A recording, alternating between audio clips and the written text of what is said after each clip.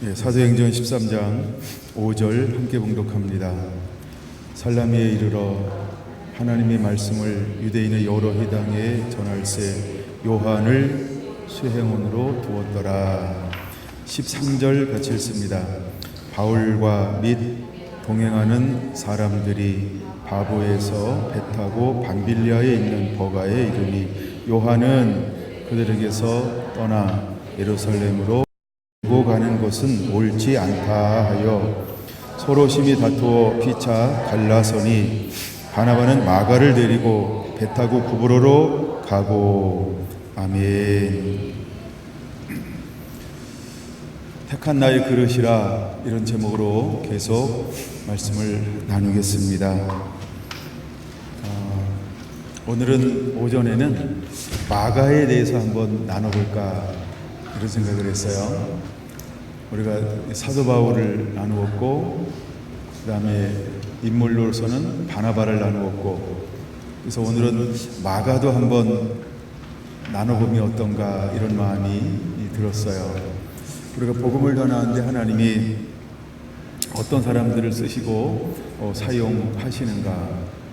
이 사울이라고 하는 한 사람은 예수님을 믿던 수많은 사람들을 박해했던 사람, 포악했던 사람, 감옥에 갇혔고 때로는 돌을 들어서 사람들을 죽이고 이 일에 앞장섰던 사람이 사울이었는데, 하나님이 그를 만나서 그리고 변하여 그 사람을 새 사람으로 만들어서 이제 하나님의 그 누구보다도 나라와 복음을 위해서 쓰임받는 하나님의 사람을 만들었습니다. 바나바는 6월절을 드리러 올라왔다가 사도들이 전하여준 복음을 듣고 이제 율법에서 복음으로 회심한 사람, 변화된 사람, 그래서 변하여 새 사람 되어서 은혜를 받고 자기의 소유를 다 팔아 사도들 발 앞에 갖다 드렸고, 그런 많은 사람들을 위로하고 권면하고 많이 하면서 복음 안에서 잘 자라나 그는 믿음과 성령으로 충만할 뿐만 아니라 많은 사람들에게 칭찬받는 사람으로 예루살렘 교회에 영적 리더십을 가진 사람으로 자라나게 되었고, 이제 율법주의자들에 의해서 복음이 탄압받을 때 흩어졌던 사람들이 안디옥으로 모여들 때 거기에 주의 손이 함께 한다라고 하는 소식을 듣고 수많은 사람들이 부흥할 때 예루살렘에서 안디옥으로 파송한 사람이 바나바라고 하는 사람이 있습니다. 그래서 하나님은 바나바를 사도 바울의 첫 번째 러닝멘트 복음의 짝으로 함께 1차 전도 여행 때 파송하고, 또 그를 함께 도와 이방인들의 문을 여는데 하나님이 아주 요긴하게 사용을 했습니다. 1차 전도 여행을 떠날 때 함께 동행했던 사람이 또 한 사람이 있습니다. 그 사람이 바로 요한 마가라고 불리는 사람입니다. 그래서 요한 마가가 이제 사환이 되어서, 즉 그를 돕는 자가 되어서 함께 파송을 받아서 구브로에서 함께 사역을 했습니다. 그리고 바보에서 배를 타고 밤빌리아 버가에 넘어갔습니다. 그런데 어찌 됐는지 성경은 버가에서 일어났던 일들 중에 하나만 기록하고 있는데, 그가 이 바나바와 사울 일행을 떠나서 예루살렘으로 돌아갔다라고 하는 기록입니다. 2차 전도 여행을 또 하려고 했습니다. 이때 바나바는 마가를 이렇게 소개하고 있죠. 나의 조카, 성경은 생질 이렇게 번역을 했습니다.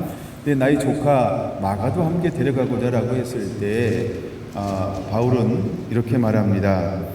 우리와 함께, 이건 이제 15장에 기록되어져 있죠.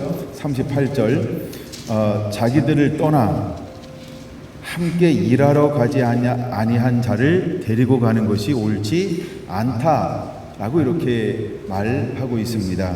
우리를 떠나 함께 일하러 가지 아니한 자를 일이라고 말합니다.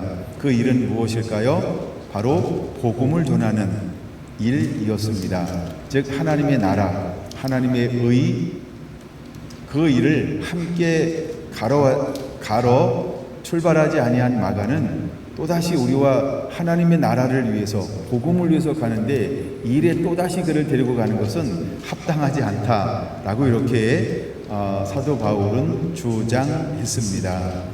그러나 바나바는 권면하고 아니하고 위로의 아들처럼 조카이기 이전에 그의 성품은 사람들을 끌어안고 세우고 권면하고 용기를 불어넣고 또 기회를 주면서 품어내는 성품을 가졌기에 그는 마가를 품고 있는 것을 볼 수 있습니다. 그래서 15장 39절은 서로 심히 다투고 갈라서서 바나바는 마가를 데리고 다시 구브로로 갔다라고 말하고 있습니다. 구브로는 어디일까? 구브로는 바나바의 고향입니다. 그러면 마가의 고향은 어디일까요? 그래서 이 두 가지 견해가 있는데, 한 사람은 구브로에서 오지 않았을까 이런 이야기도 있고요.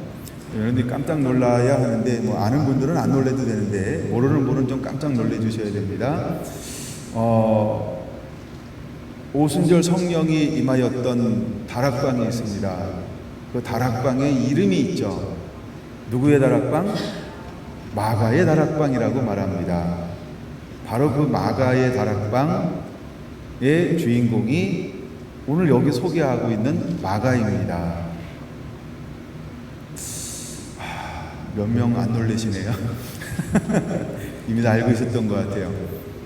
그래서 어떤 사람은 이미 그 어머니와 아버지를 따라서 일찍이 예루살렘에서 살고 있었던 사람이 마가의 가정이었다, 이렇게 보는 사람들도 있고요. 근데 그 당시 120명 정도가 들어갈 수 있는 다락방을 가지고 있었다라고 하는 말은 마가는 어떻게 살았다? 부유하게 살았다, 넉넉하게 살았다, 형편이 괜찮았다라고 볼 수 있는 거죠. 근데 이제 자료에 의하면 마가의 아버지는 일찍 돌아가셨던 것 같아요. 그리고 어머니 이름이 있는데, 어머니 이름을 혹시 아시는지 모르겠어요. 마리아라고 하는 이름이 있어요. 어머니 이름이 뭐라고요? 예, 어떻게 하셨어요? 예, 어머니 이름은 마리아예요. 우리가 이제 마태, 마가, 누가, 요한 보면 마리아가 아주 여러 명 소개하고 있는데, 그 마가의 어머니 이름도 마리아였습니다. 그래서 마가는 어머니에 의해서 이렇게 길러짐을 당한 사람이었다라고 이렇게 소개가 되어지고 있고요.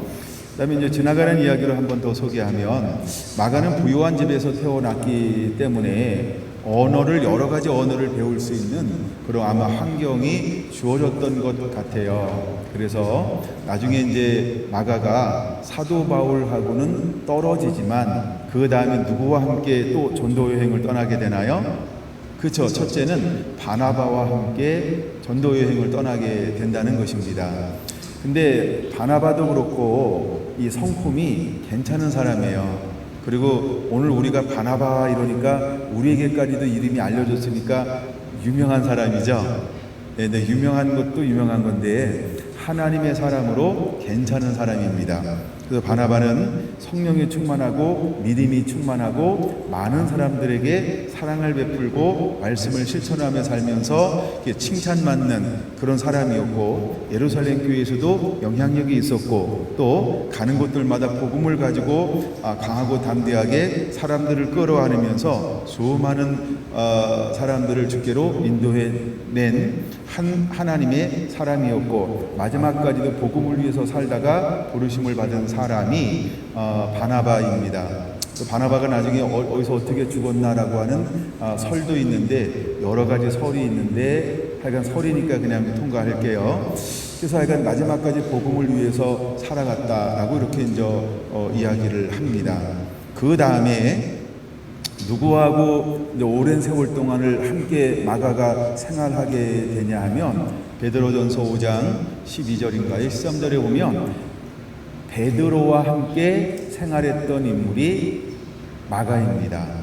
그래서 마가가 쓴 마가복음을 보면 베드로 전서 후서에 나오는 용어, 즉 베드로의 용어랑 비슷한 용어들이 많이 있다라고 이렇게 소개하고 있습니다.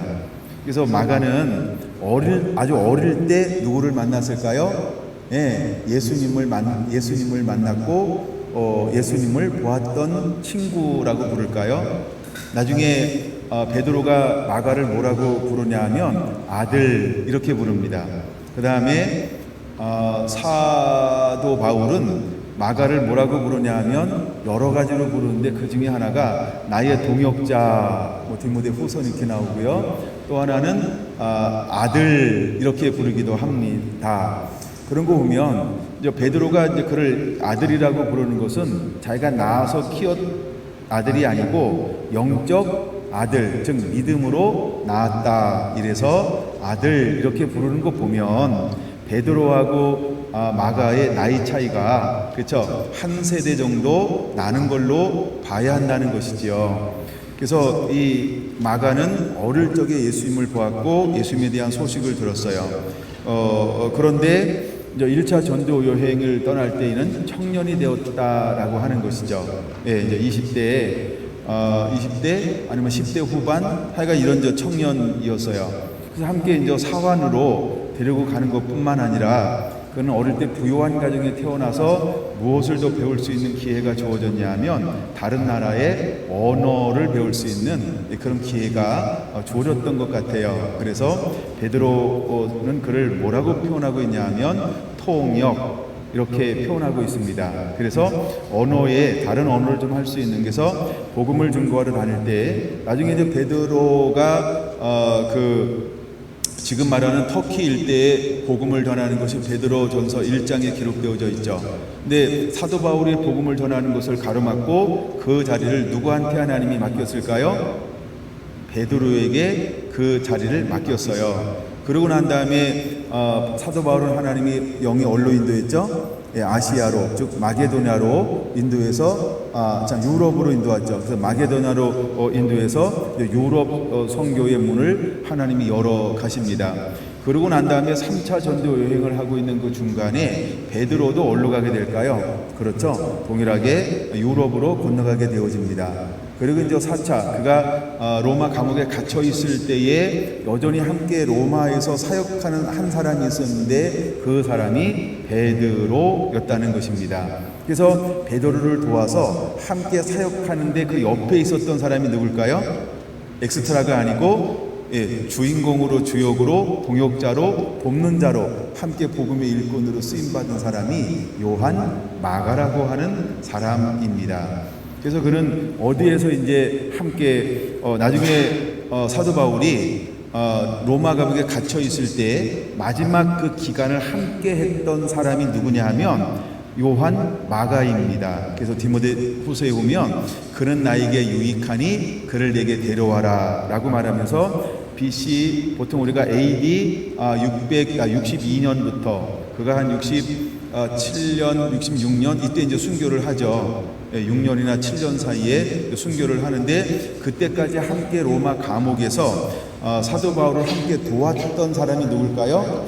요한 마가라고 하는 것입니다. 그런 다음에 그가 근데 누가 먼저 순교하냐 하면 베드로가 먼저 순교합니다. 그런 다음에 이제 사도 바울도 순교하고 그런 다음에 그는 로마에 남아 있으면서 이제 로마에 남아 있는 많은 사람들을 위로하고 격려하기 위해서 그 서신서를 하나 쓰는데 그 서신서가 무엇일까요?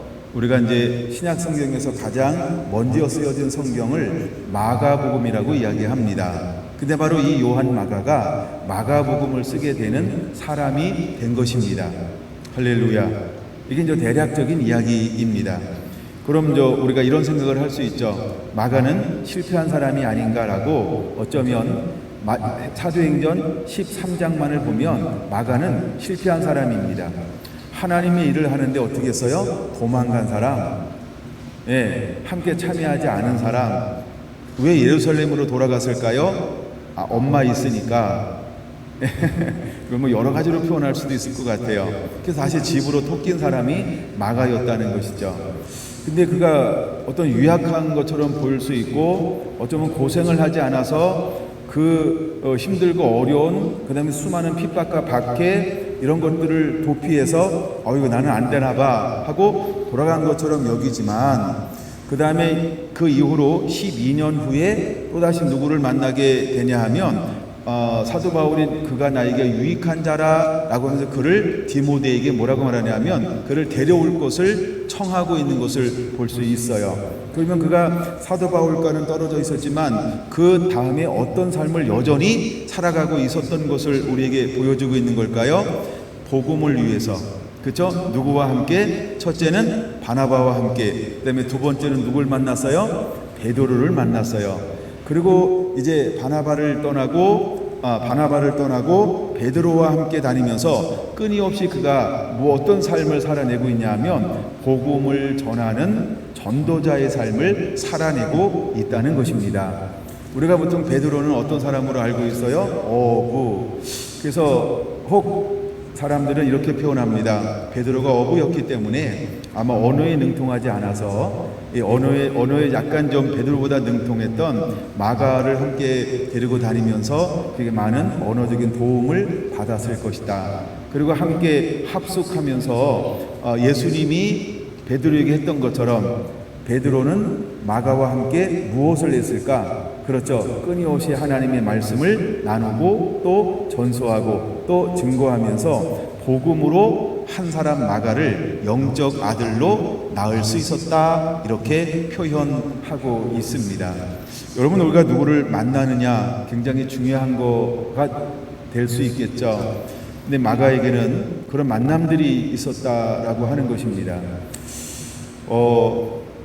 이제 베드로도 사도 바울도 로마에서 복음을 전하고 그 다음에 베드로도 로마에서 복음을 전하고 또 우리가 알려지지 않은 수많은 사람들이 로마에 들어가서 복음을 전하기 시작을 했습니다. 점점 로마에 사는 기독교인들의 숫자가 증가하기 시작을 했습니다. 그들은 사회에 해악을 끼치는 것이 아니고 실제로 나라를 가장 사랑하는 애국자가 기독교인이죠. 그 당시 기독교인들도 로마를 가장 위하는 사람이 되었습니다. 그런데 62년 로마에 큰 화재가 났어요. 큰 화재가 났습니다. 근데 그 당시 이제 한참 그 네로라고 하는 황제의 인기가 올라가고 있다가 이 너무나 큰 불이 났어요. 보통 우리가 도성을 14개 도성이 있었다라고 이야기합니다. 큰 성으로 말하면 대구로 말하면 구청 이런 게 14개 구청이 있었던 거예요. 경주로 말하면 동사무소 이런 게 이제 이렇게 14개가 있었어요. 근데 14개 중에서 10개의 이 동에서 불이 났어요. 화재가 났어요. 그건 큰 불일까요? 작은 불일까요? 하여간 어마어마하게 큰 불. 나라 전체가 다 불바다가 될 거라고 표현할 수 있을 정도로 그런 불이 난 거예요.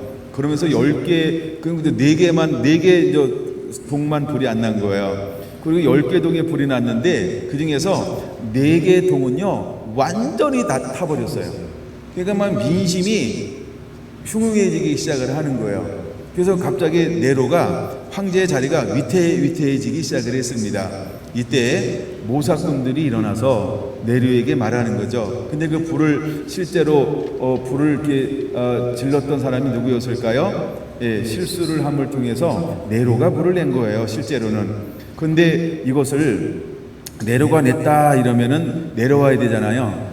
예, 그러니까 그렇게 할 수가 없으니까 이거를 시선을 돌려야 돼요. 가짜 뉴스를 만들어내기 시작을 했습니다. 그래서 그 당시 이제 한참 이 기독교가 막 증가하고 있었고 사람들의 수가 증가하고 있었어요. 그다음에 이제 이 유대인들은 독특한 하나의 문화를 가지고 있었는데 어떤 문화를 가지고 있었냐 하면 음식 먹는 문화가 그들과 달라요. 우리가 이거 코소라고 표현하고 있죠. 그래서 그들이 먹는 문화, 그다음에 그들의 독특함이 있었어요. 그래서 누구에게 이것을 돌릴까 하다가 그래, 기독교인들이 했다, 이렇게 소문을 내자라고 마음이 모아졌어요. 그때부터 공권력을 동원해가지고요, 모든 언론 매체들을 다 동원하고, 그 다음에 모든 사정기관을 동원해가지고 기독교인들이 불을 질렀다, 이렇게 소문을 내기 시작을 했습니다. 그리고 이제 검찰과 경찰을 동원해가지고 지금 그래서 기독교인들을 전부 잡아오기 시작을 했습니다. 이때 기독교인들이 로마에서 박해를 받고 있을 때였습니다. 이때 누구랑 함께 마가가 있었냐면 베드로와 함께 있었습니다. 베드로와 함께 있었습니다. 그래서 우리가 이 마가복음을 보면, 우리가 마태, 마가, 누가, 요한복음 보면 마가복음은 누구를 위해서 쓰는 복음이라고 말하고 있나요? 로마인들을 위하여 쓰는 복음이다, 이렇게 이야기를 합니다. 또 어떤 사람들은 베드로가 불러준 것을 마가가 받아 적었다, 뭐 이렇게 보는 사람들도 있으나, 이제 가장 정통적인 견해는 요한 마가가 마가복음을 기록했다라고 보고 있습니다. 제가 역사적인까지 다 말하는 스타일이 아니기 때문에, 그래서 이제 마가가 마가복음을 기록해서 전달하기 시작합니다. 근데 마가복음의 주를 이루는 내용이 뭐냐면 바로 십자가 복음이었습니다. 십자가. 그래서 자기를 부인하고 자기 십자가를 지고 예수님을 따르라, 이것에 대해서 굉장히 강조하고 있는 복음이 마가 복음인 것입니다. 여러분, 마가라고 하는 인물은 이렇게 이런 인물이 되었다라고 하는 것이지요.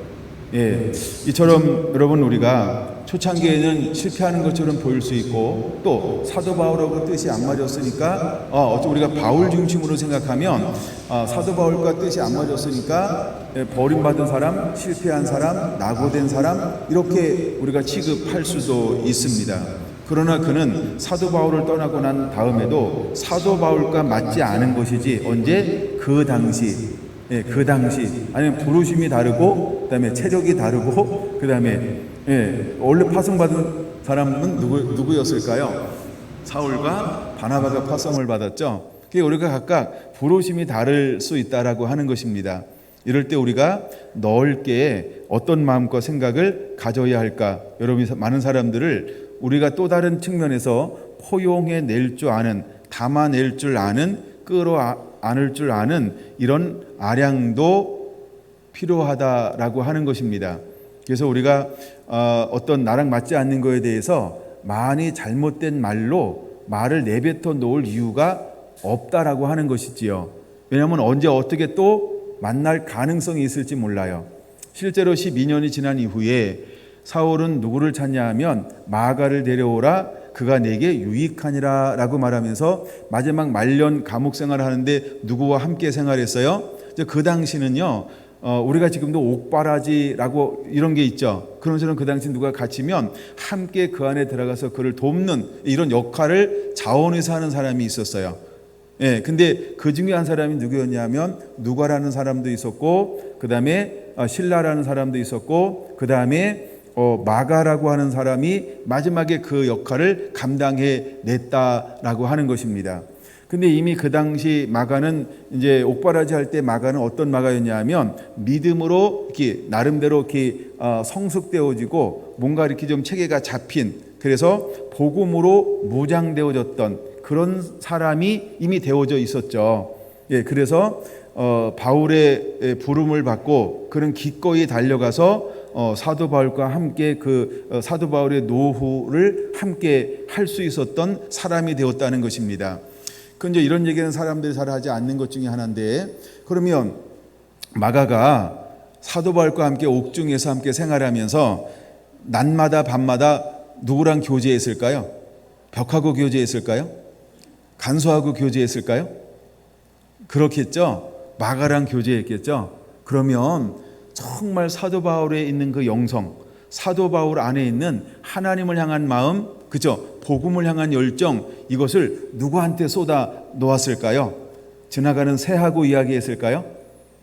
제가 볼 때는 마가는 복이 터진 사람이다 라고 좀 생각이 들더라고요. 아니, 베드로와 함께 했죠? 그죠? 그 다음에 사도 바울과 함께 있죠. 그리고 그 막 환난받고 핍박받고 거기서는요, 뭐 별로 할 게 없어. 감옥에 안 가보셔서 잘 모르죠. 저도 안 가봐서 잘 모르긴 하는데, 하긴 할 게 별로 없을 거예요. 그러면 매일매일 그들이 하는 게 뭘까요? 여러분, 저도 막 제가 말씀 나눈 것 가지고 막 운만 하나 띄워주면 제가 알아서 막 수시간씩 혼자 얘기하거든요. 그런 것처럼 아마 베드로도 그러지 않았을까? 사도 바울도 그러지 않았을까? 그래서 제가 볼 때 참 부러운 사람이 누구였냐면 요한 마가라는 사람이에요.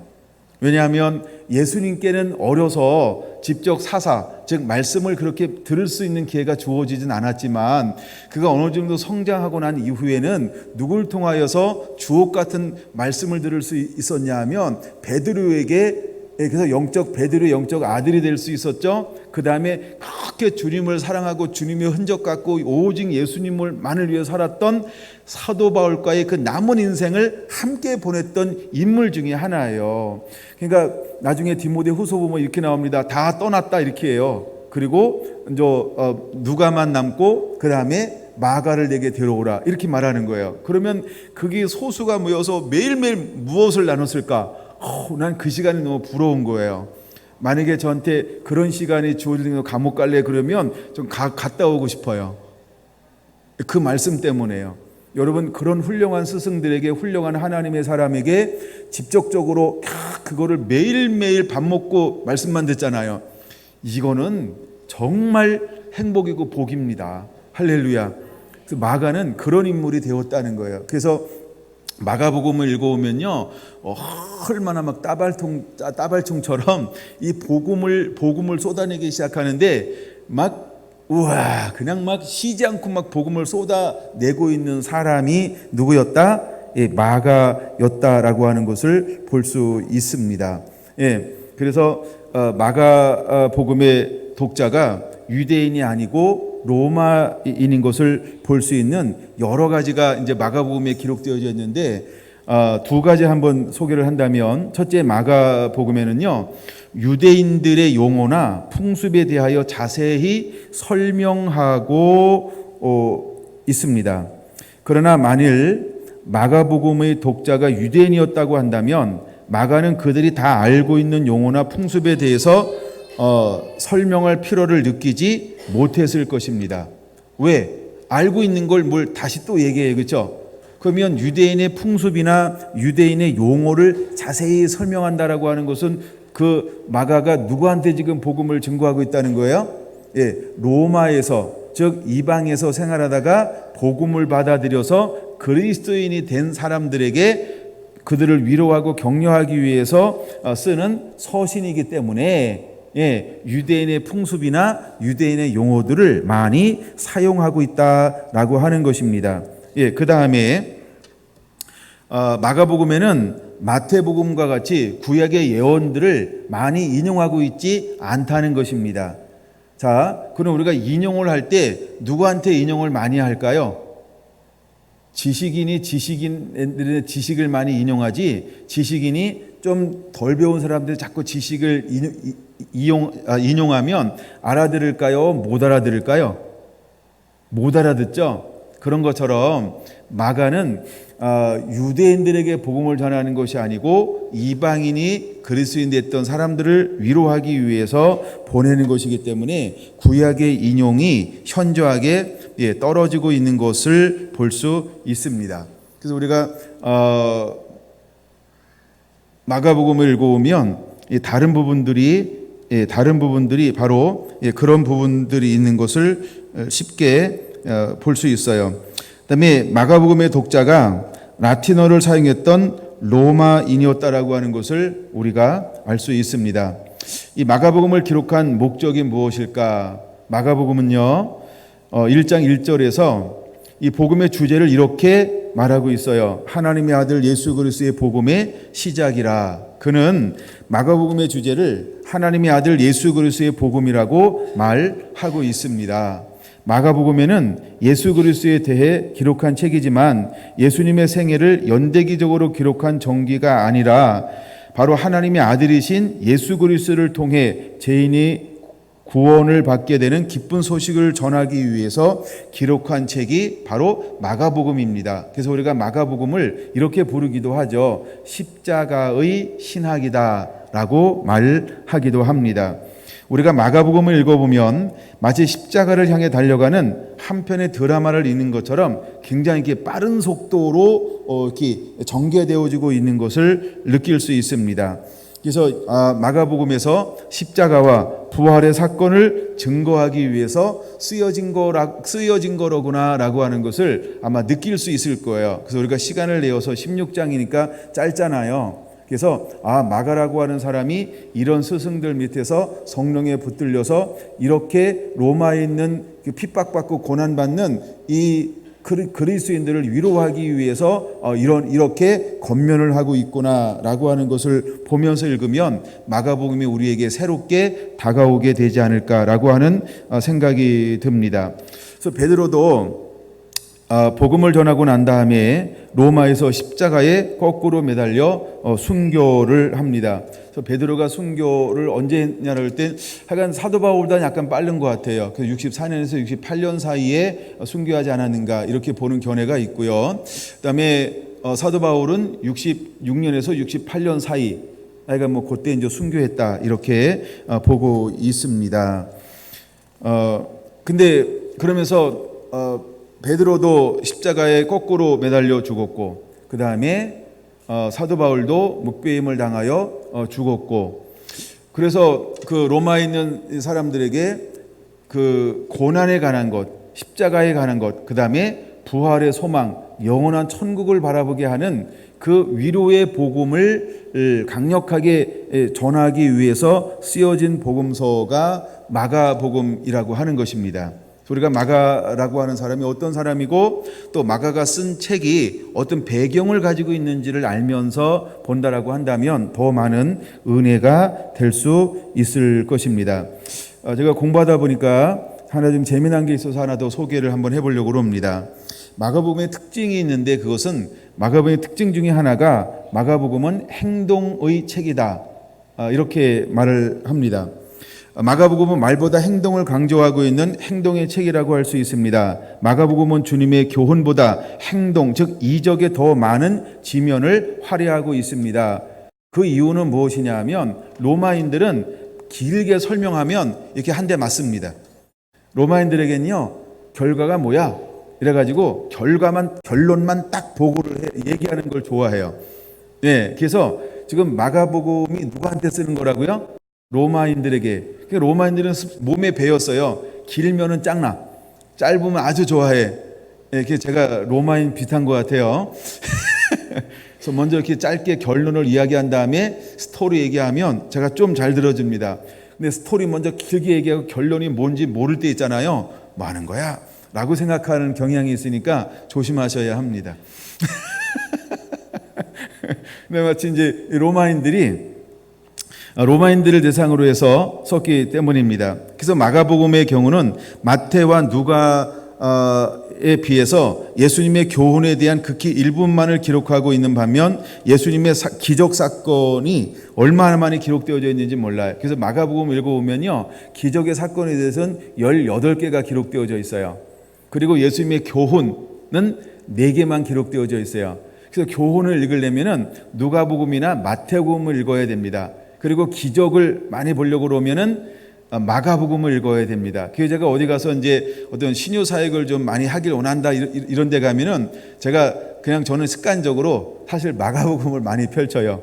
마가복음은 기적의 사건이 많이 기록되어져 있거든요. 그래서 믿음을 보았다. 믿음으로 막 이래가지고 우리가 몇 개나 찾아낼 수 있다고요? 18개나 찾아낼 수 있어요. 그래서 제가 어디 가서 이제 은사사역, 특히 이제 신유사역을 원하고 막 또 신유가 좀 풀어지기 원한다 이러면요. 제가 가장 빠르게 하는 방법이 마가복음을 읽는 거예요. 그러면 마가복음 속에서 하나님이 일했던 것들을 아주 막 이렇게 빠른 속도로 이렇게 기록해 나가기 때문에 얼마나 좋은지 몰라요. 그 다음에 마가복음을 읽다 보면 특징 중 하나가 뭐냐면 즉시라고 하는 단어가 굉장히 많이 언급해 있는 것을 볼 수 있어요. 즉시 굉장히 빠른 단어죠. 즉시라고 하는 단어가 어떤 시간이 많은 분이 그 횟수를 쉬어봤어요. 몇 번 나올까요? 재밌는 거니까 한번 가르쳐주고 넘어갈게요. 그분은 41번 나온대요. 물론 저는 쉬지 않았습니다. 예, 그냥 그분이 신 거를 인용하는 것 뿐입니다. 제가 이제 이번 주에는 이제 빌립보서, 오후에는 이제 빌립보서 좀 타치할 건데, 빌립보서에는 기쁨이라는 단어가 몇 번 나올까요? 기쁨이라는 단어가. 예, 근데 어떤 분이 기쁨으로 그것을 읽었어요. 근데 제가 읽은 기쁨은 17번이었어요.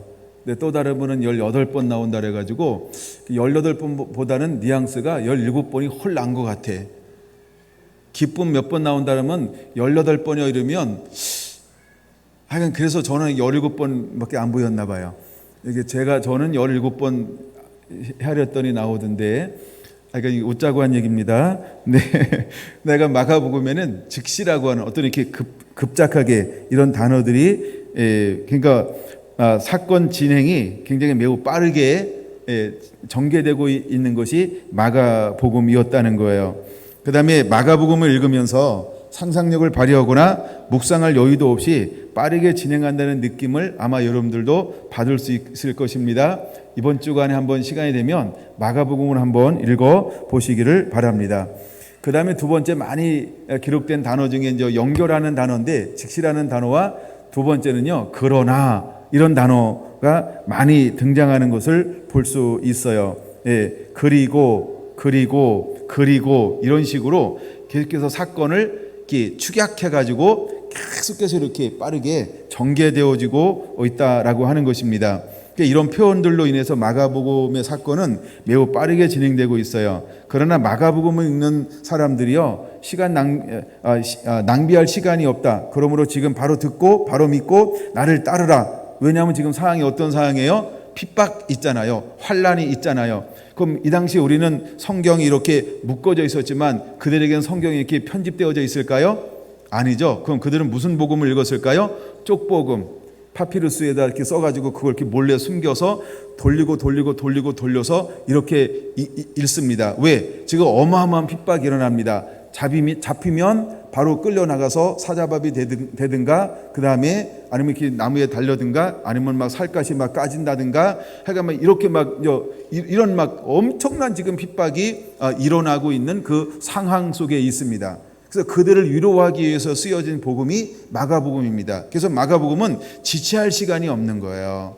그래서 그들을 위로하기 위해서 아주 막 그러면서 아주 짧게 급박하게 진행하고 있는 복음이 마가복음입니다. 그래서 행동을 강조하는 로마인들의 양식에 가장 어울리도록 쓰여진 것이 마가복음이었다라고 하는 것이죠.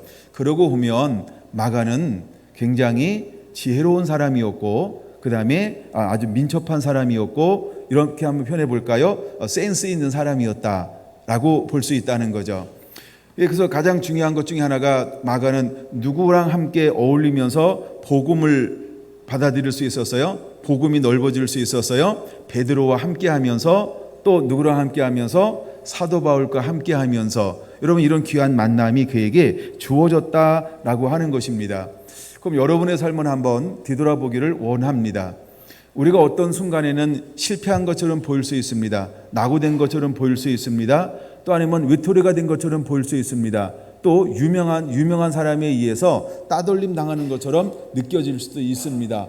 왜? 그것 때문에 누구랑 싸웠어요? 바나바와 사울이 싸웠어요. 그 둘이 갈라서게 되었지만, 그래서 이런 것들이 나 때문이야 라고 어쩌면 죄책감을 가지고 살아갈 것처럼 여겨지고, 우리가 이것을 다 모르는 사람은 아마 요한 마가는 그렇게 하고 사라지는 인물이야 라고 평가할지도 모릅니다. 그러나 요한 마가는 그렇게 사라지지 않았습니다. 어떻게 됐나요? 그 이후에 그는 누굴 만나게 된다고요? 네, 베드로를 만나게 되었어요. 그래서 그를 통해서 계속해서 누구를 들었을까?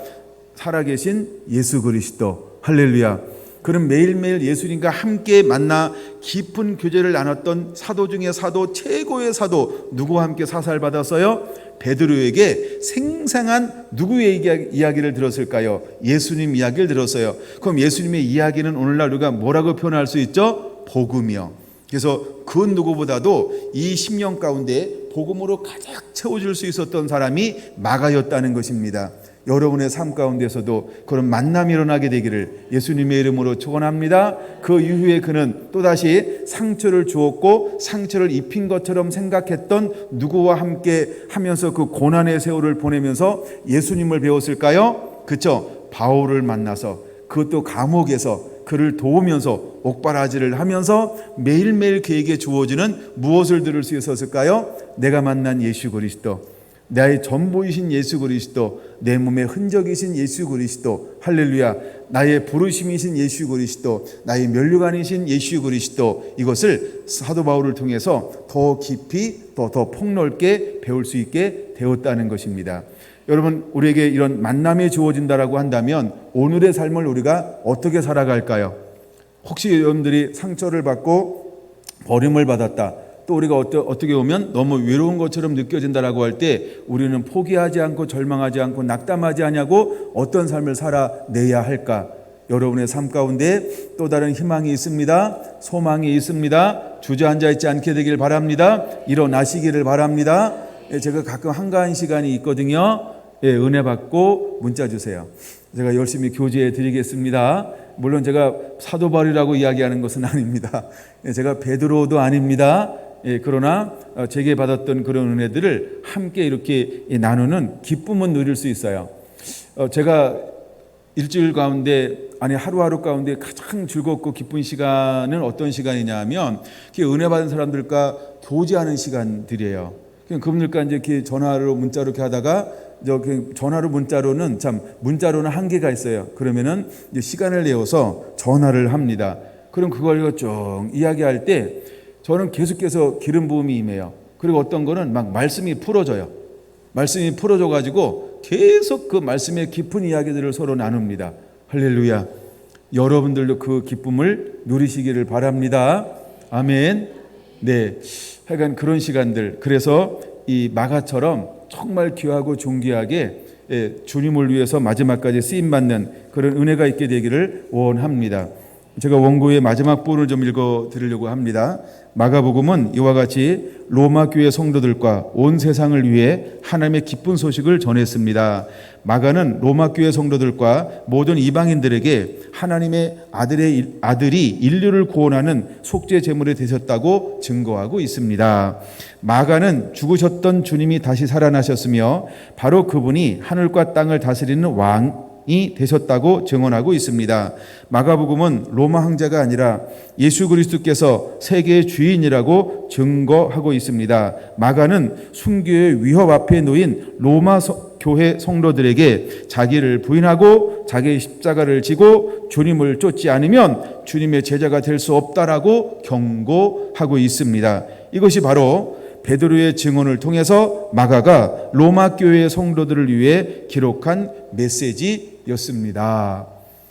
이처럼 여러분의 삶 가운데 이런 아름다운 만남을 통해서 정말 복음을 위해서, 그의 나라와 의를 위해서 다시 한번 멋지게 일어나는, 그리고 그 삶을 살아가는 은혜가 임하게 되기를 예수님의 이름으로 축원을 드립니다.